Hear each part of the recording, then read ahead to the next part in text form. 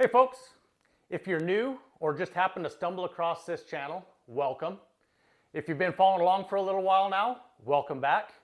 I'd like to take a minute to start with and thank everyone for the influx in the subscribers and all of the comments. I appreciate your input. So in the last video I had mentioned that we're going to break away from the axle side of the project and get into engine assembly, that type of stuff. So here we are. I've got my two blocks dug in here. I got my machine room all cleaned up. So as I explained before, I am not interested in doing a tutorial on how to build a blown alcohol injected engine for your monster truck. I'm not an engine builder. I don't have really the knowledge to give you specifics on some of that stuff that I think that good content would require to give you that information. This is basically just going to go over the parts that I'm using, why I'm using them, and just give you a little insight on different factors of why I'm choosing this route. Now, some of the components I am using, that is by choice. Those are the parts that I choose to use. Some of the components are cost, or maybe something that I already had kicking around. And then there are other parts that I am basically forced to use, or I have no choice between components, so I have to use those parts. I'll get into that deeper as we move along with this part of the project. Now, before we get into looking at any of the components that are going to go into these engines, or even any assembly, I'd like to take a minute and just talk about my goals or my expectations from these two engines. Why wouldn't I just go ahead and take the engine that's in the truck now, repair it, and get the truck running again? That would by far be the cheapest, easiest route to get that truck running again. The reason for that is because I don't feel that that engine is going to be suited for that truck. It's not going to be really the peak potential for what that truck needs right now. Down the road, will it be usable in that truck? Absolutely. I think it will be a good fit for the truck later on or for certain circumstances. Right now, what the truck is going to need is a good, dependable, reliable engine that I can run for a full season and not have to do a bunch of mid-season maintenance on it. The engine that's in the truck now, it may be that way. I do not know. I haven't run it long enough to know. But that engine makes enough power that it has potential to need maintenance, say, the middle of the season. You might have to go in there and roll bearings in it, or at least check the bearings. Check valve springs. May have to change valve springs. I really don't know.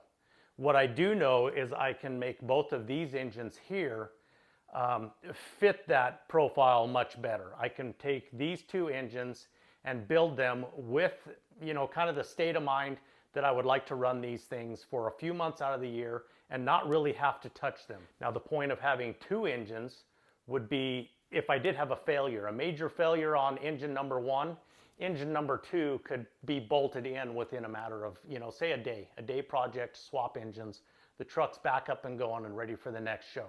Then I can take the time to repair engine number one and not have to kind of cobble it back together to get it to the next show. So that is really the main goal for both of these engines, reliability. And the second goal, which is a pretty high goal for me personally as well, is good performance, good entertainment. Anything that is 450 cubic inches with a supercharger on it is going to be good for entertainment. They're just loud, powerful. It'll fill that goal nicely, I believe. Something you hear a lot with monster trucks is how big the engines are, right? 572 cubic inches, runs 565, 540. Everything is in mid 500 cubic inch. These are going to be 472 cubic inch engines. These are basically 60 over 460s. That's what they are. The end of the story is I'd like to see these two engines run good enough that people look at it and go, wow, them run really good for relatively small engine. Now, both of these blocks that you see next to me here are both what is referred to as a passenger car block.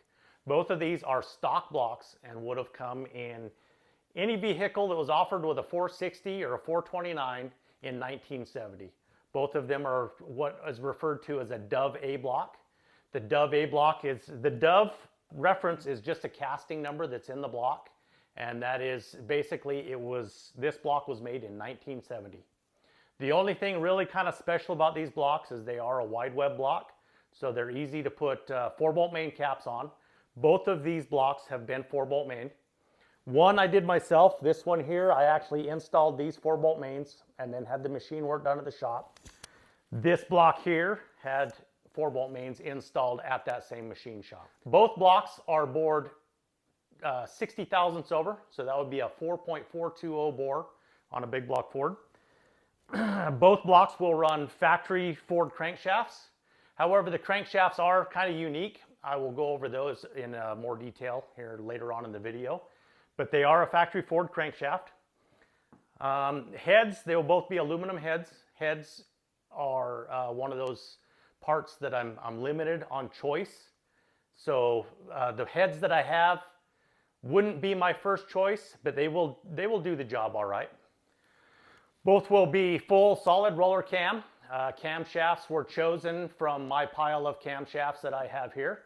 We just went through and picked 2 of them that would work best for the goal with these engines. Neither of them are huge camshafts. One of them is actually would be stock in a 514 cubic inch Ford crate engine. That camshaft is actually, I believe, was available as both a solid or a hydraulic roller camshaft. So as you can imagine, both of these cams are really pretty mild. The more aggressive of the 2 would still be considered a street roller in the Linetti book. So yeah, all of it is pretty basic stuff. You know, there's nothing really, you know, especially by today's standards, none of it is exotic. This is all pretty, you know, really pretty basic stuff. So I think really the next step now is for me to get my face behind the camera and maybe show you some of the details and some of the machine work that I had done on these things. And yeah, kind of maybe start putting some of this stuff together. So right out of the gate, we'll just talk about these blocks real quick. Like I said, both of them are what is referred to as a Dove A block. And this is actually just basically a date code or you know, a date of the last revision on this block. So D, anything that has a D is for the 70s era, so 1970 to 1979. This is actually technically a 0. So 1970 was when this block, this revision of this block was started to be used. Like I said, the desirable part of a Dove A block is the wide webs right here. So on the vast majority, almost all standard passenger car 460 blocks, this web gets pretty narrow in here, and it's a little more technical to get a 4-bolt main cap on like this. So that was the reason I grabbed these up. I actually just picked this block up this fall so that I could put this engine together for the truck. This block over here, it's kind of an old friend of mine. I actually got this block in the 90s, the late 90s, and this block has run in one of my other trucks and is probably actually my first performance-oriented engine. So I've had this guy kicking around for quite a while. About time to put it back to work. It is also set up with a set of 4-bolt main caps. Prior to any machine work being done to them, there were a few oil mods that get done to them. I'll show you that a little bit here. So this is where your oil pump mounts right off the bat. As soon as the oiling system starts in the block right here. Pretty common to ream this hole out or drill this hole out to a 9/16 hole to improve flow, and then you kind of clean up or bevel around these corners, take away the sharp corners and turns, and just try and improve the flow there. This is your oil filter pad. Your oil will be filtered and re-enter the engine right here. And again, if you look down in there, you can kind of see that's been smoothed out, cleaned up, trying to improve flow. From there, it goes into the factory Ford designed oil system. The 460 oil system is actually pretty good. There's not a whole bunch of room for improvements. Aftermarket blocks, you have priority main oiling where you can actually restrict oil to the top end and you know, focus the oiling to the crankshaft and the rods where it is very critical. This application in a monster truck, your on and off the throttle so much. It's not like a truck pulling engine where you could be at, 7, 8, 9,000 RPM for extended periods of time. Drag racing, truck pulling, boats, that type of stuff. Yeah, your priority main oiling, restricting the oil to the top end, that's pretty critical. Monster truck application, you're full throttle for a couple seconds at a time. Max run time, a few minutes. You got room to focus your efforts elsewhere. There are a couple other oil mods that I prefer to do. One is drilling a hole. Let me see, go to this other block. You can drill a hole from this oil feed hole, and it goes up and lubricates the distributor gear here. So that's a good idea on any engine. It's a really good idea on an engine like I'm running, which will have a brass distributor gear. So after the oil mods were done, the next step that I took was putting the freeze plugs in and then hard blocking the block itself. So this is a product that you mix up.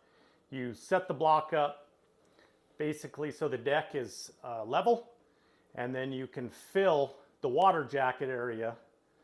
I went to the middle of the water pump holes, and that's basically just making everything more rigid around your cylinders. So once that was done, then both blocks were sent to the machine shop where they bored the cylinders to fit my pistons, bored and fit with the hone to fit the pistons that I had. And then to avoid the head gasket issue, like I had on the big engine in the truck, I had both blocks O-ringed. If you look there, I believe that's a 40 thousandths wire that they put in the deck around each cylinder. And now I will run these engines with copper head gaskets, and I should have absolutely no more issues with head gaskets at that point. At least I won't leak compression. Worst case scenario, they might weep a little coolant. Copper head gaskets can be kind of have a reputation of weeping coolant externally. But there's been, a lot of progress, a lot of leaps and bounds development in copper head gaskets over the years. So maybe we'll have a good luck with a good product there. We can keep these clean and dry and keep the compression in the hole where it belongs. As I've already mentioned, both blocks were set up with these 3 center 4-bolt main caps. Once the main caps were installed, they were line bored. Both blocks were line bored and then line honed to fit for oil clearances. The biggest thing here is when you start getting into, bigger power, a lot of torque, they can get what they call cap walk or fretting. I guess technically fretting comes from cap walk. So when you don't have enough clamping strength here, or you start making enough power that these things start, it's hard to explain, they start flexing this way.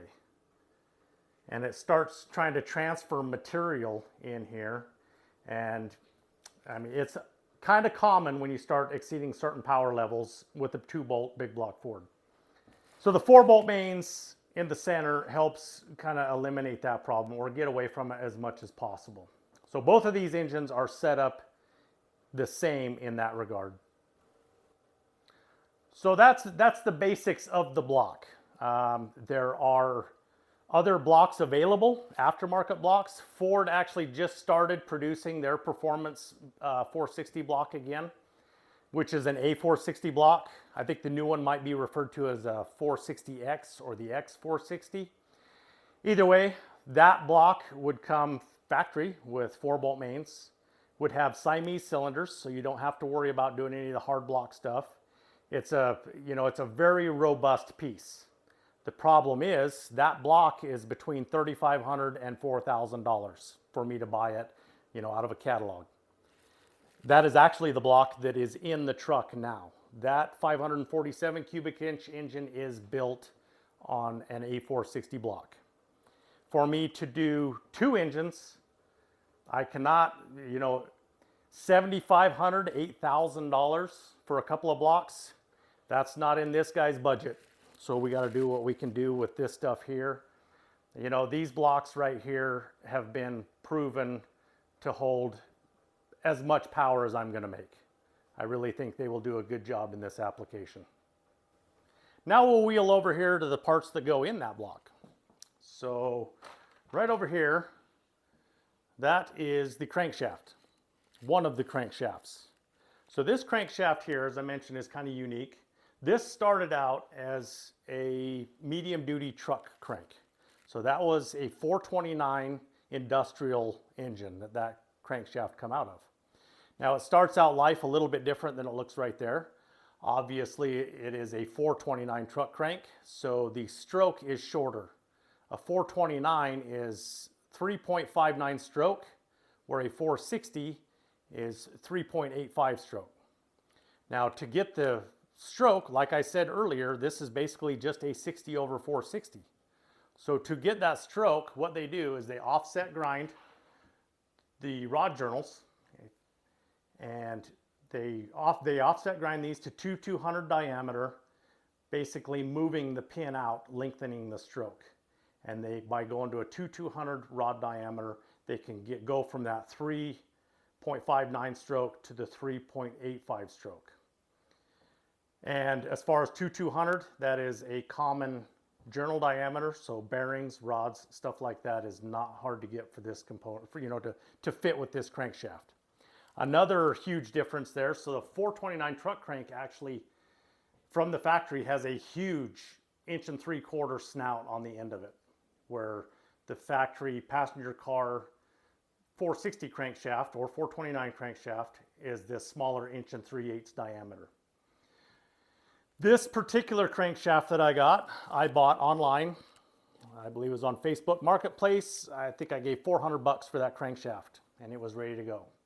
They had already done the machine work on the snout and offset ground it, and it is a really nice crankshaft.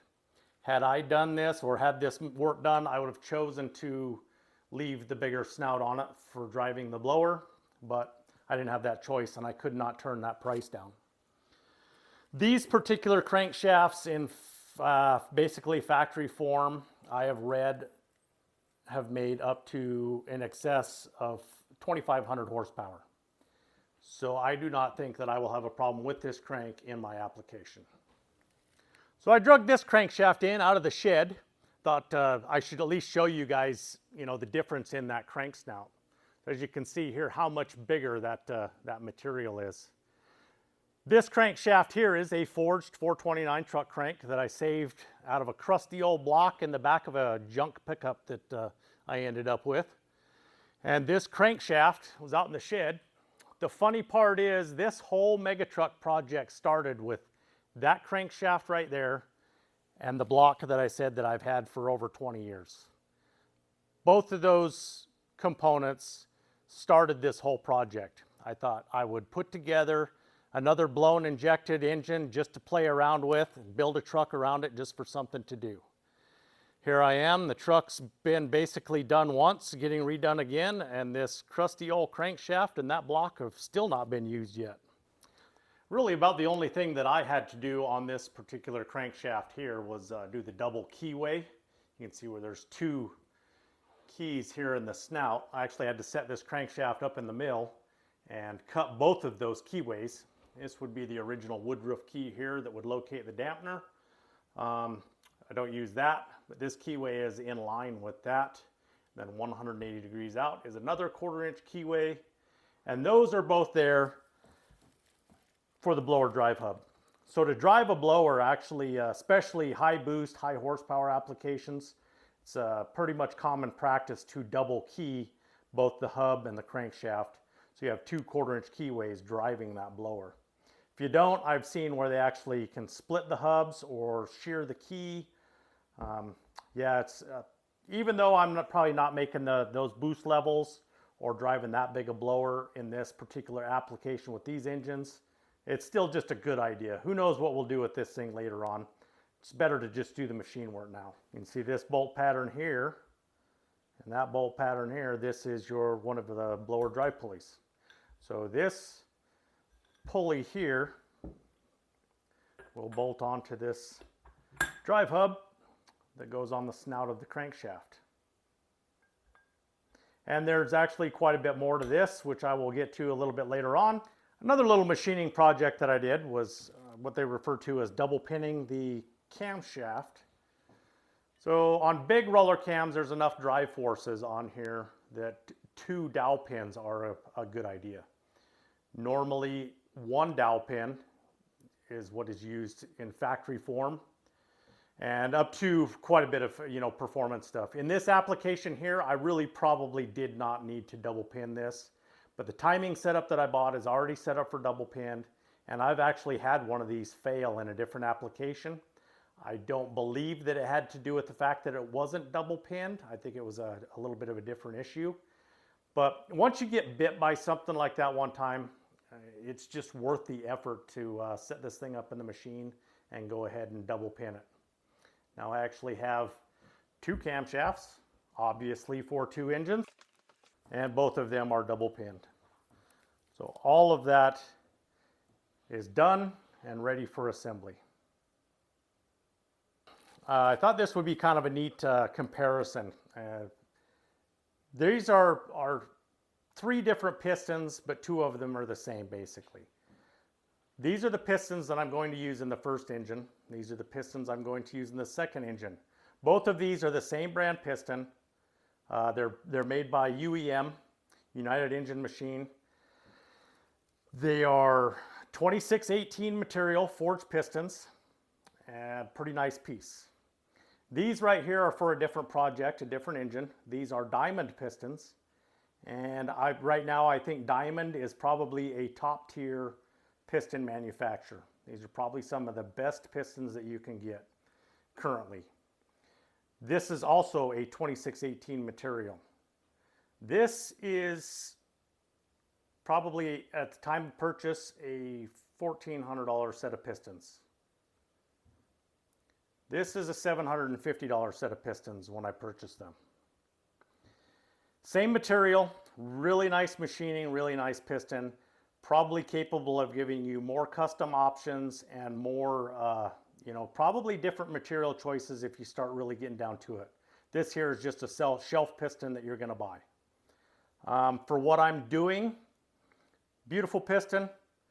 These are really nice as well.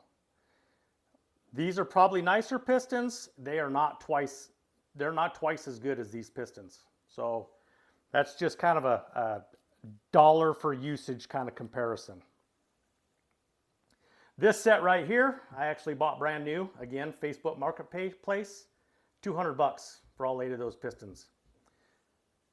I'll take those kind of deals all day long. The rods that I'm using, these are GRP rods, 6/8 rod length, 2200 on the big end, 990 on the small end. This particular set of rods here were actually 1.25 inches wide on top, and I needed 1/200 up here. So I actually had to machine one side of these to square them up to use in a big block Ford and to fit in my piston. But that's already been taken care of. That was all done prior to having the crankshaft balanced.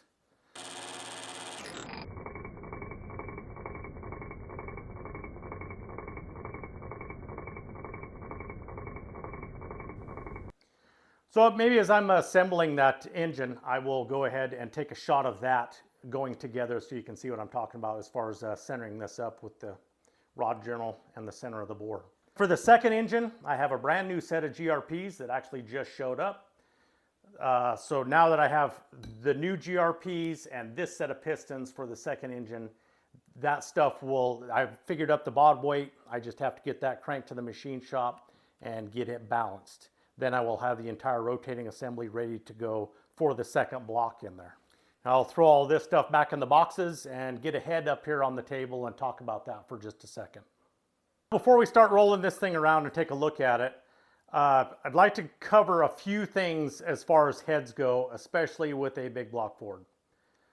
Without getting too technical or too deep into this thing, the bottom line is the higher performance heads, the higher the horsepower this head is capable of, naturally aspirated, the more the valves are going to start moving around. Valve location is going to move, port location is going to move, port styles are going to change.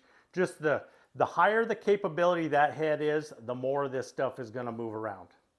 Now, This head here is what is referred to as a stock valve location head.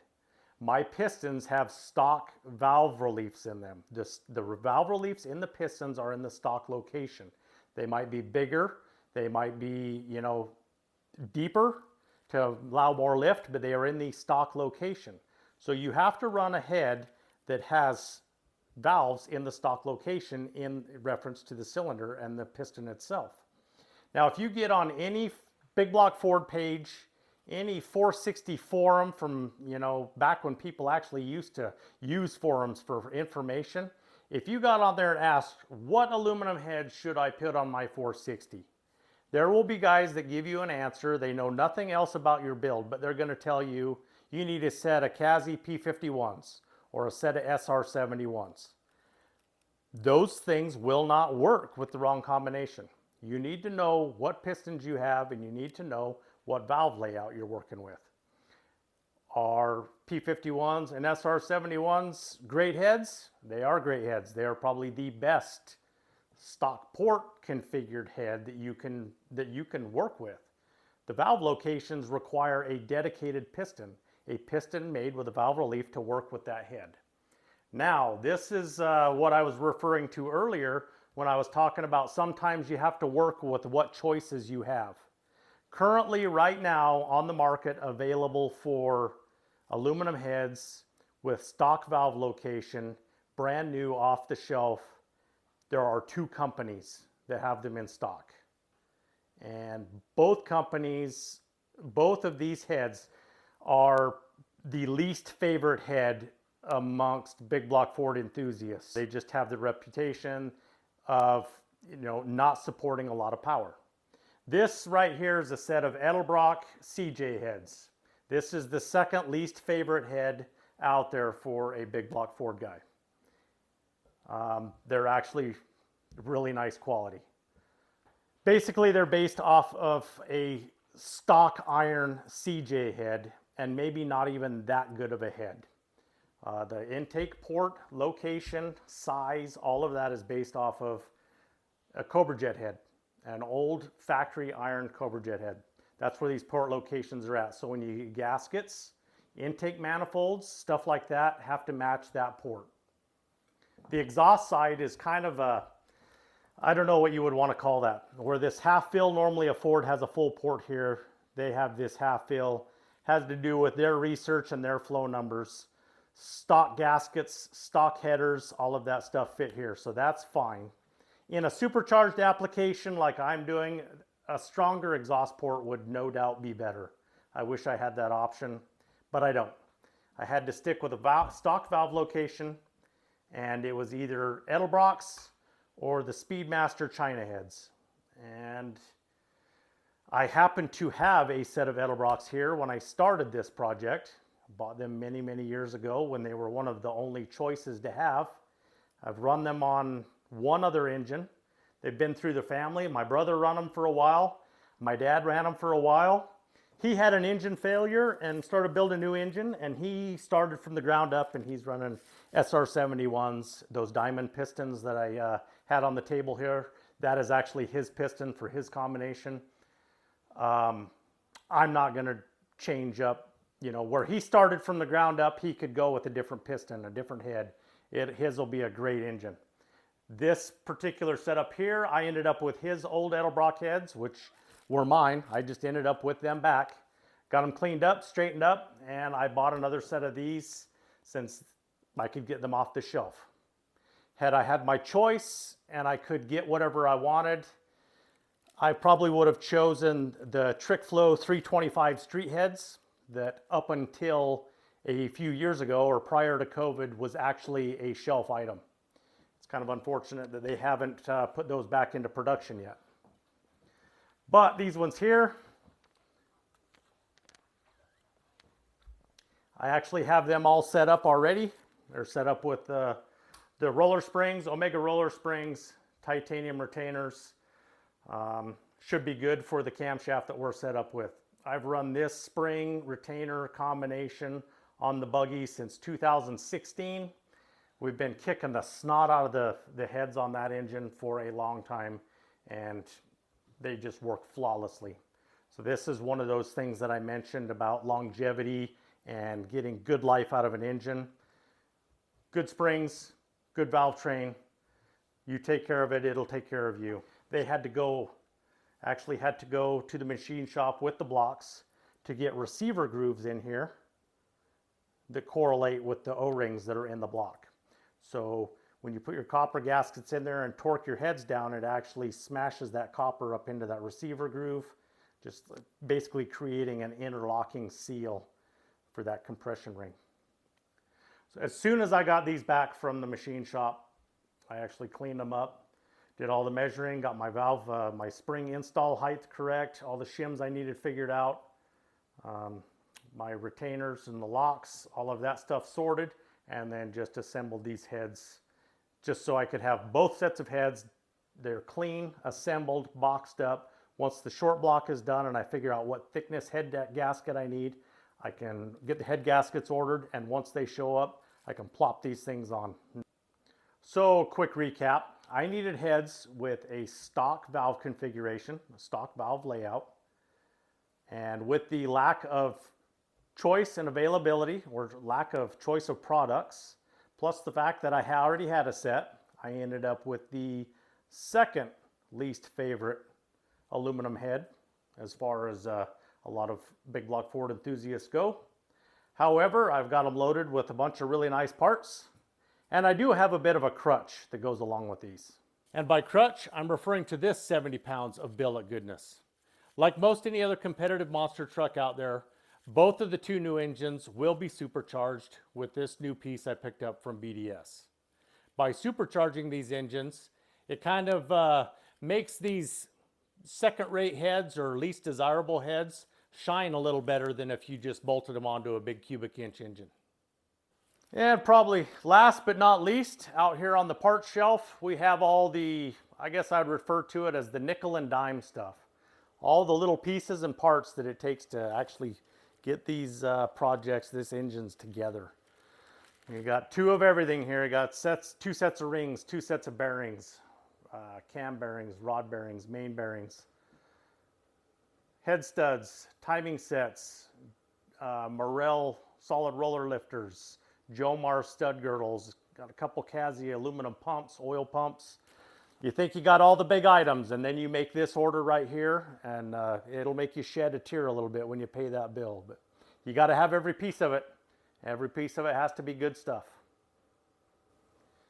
Now, I mentioned earlier that I have one crankshaft that still needs balanced. It still needs to go to the machine shop, give them a bob weight, and they can get it balanced up. That crankshaft goes in this block. So since I won't be doing anything to this block for a little while, I'm going to go ahead and bag it up, get it wrapped up, keep it clean. I'll roll it on out of the room out here to give me more area to work on this block right here. This block I've already gone through and I have measured all of the cylinders to make sure that they are straight and they've given the proper clearance that I specified when I dropped the block off. They nailed that.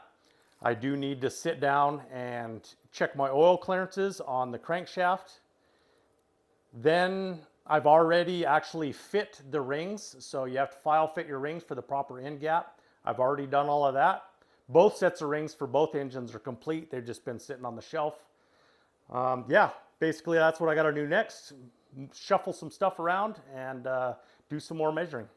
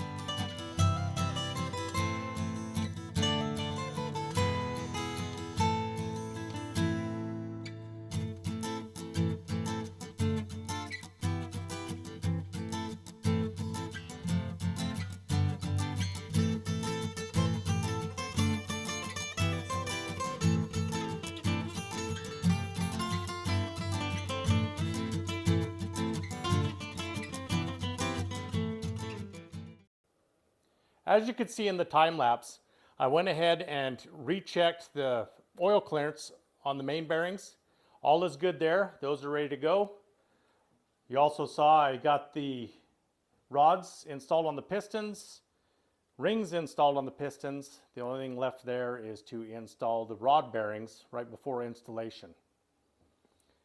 While off camera, I went ahead and installed the cam bearings in the block, slid the cam in to make sure that that was all good. Everything checks out there. I have the main bearings, the main caps all cleaned up. New main bearings are installed. These are ready to go on. I spent a lot of time cleaning everything, particularly this crankshaft. These oil feed holes, you know, they tend to retain a lot of crap in them. So it's really important that you get those very, very clean. I was using these little swabs and I just kept running one after another, just kept cleaning and cleaning. You'd think you'd get it clean, run another one through it and it'd be dirty again. I'll wipe and I'll wipe and I'll wipe and I'll wipe 100 times. Still poop, still poop. Finally, after about 30 minutes, every hole come out looking like that. So I don't have to worry about any, crap getting washed through the crankshaft and damaging a main bearing or a rod bearing right off the bat. So very critical, got to keep it clean.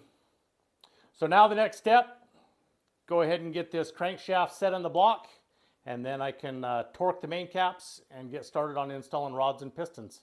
Maybe I'll have a short block assembled or most of a short block assembled by the end of the night.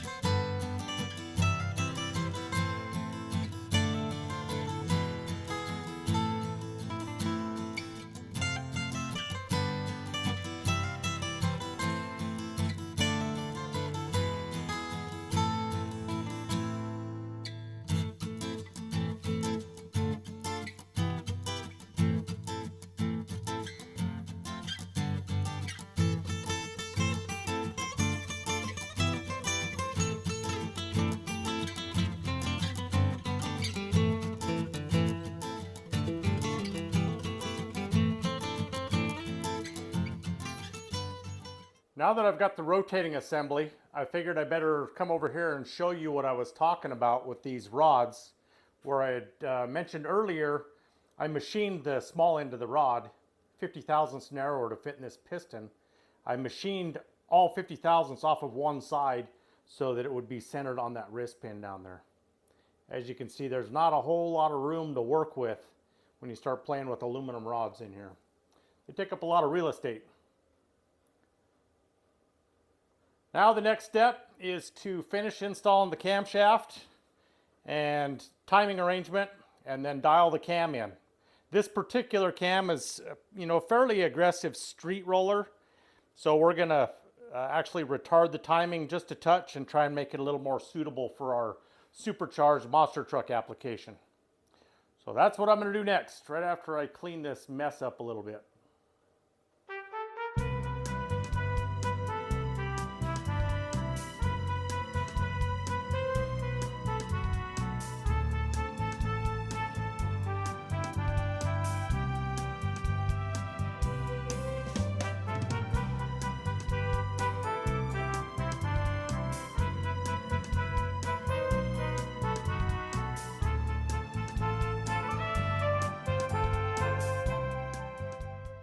Well, since there's about 40 videos on YouTube on how to dial in a camshaft, I went ahead and skipped videoing that.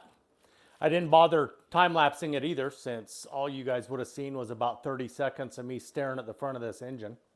However, with the camshaft and the timing arrangement all installed and dialed in, that pretty much wraps up the short block, with the exception of, I guess, the oil pump drive rod, maybe a couple other little pieces and parts here and there. But I am to the point now that I can actually order my head gaskets, figure the thickness that I need, get those ordered up, and with any luck, I will see those by next days off. So I guess I'm gonna go ahead and wrap this video up here. I'm sure it's getting pretty lengthy by now. And maybe in the next one, I will have some gaskets and we can start working on the top side of this thing. As always, thanks for watching and have a good one.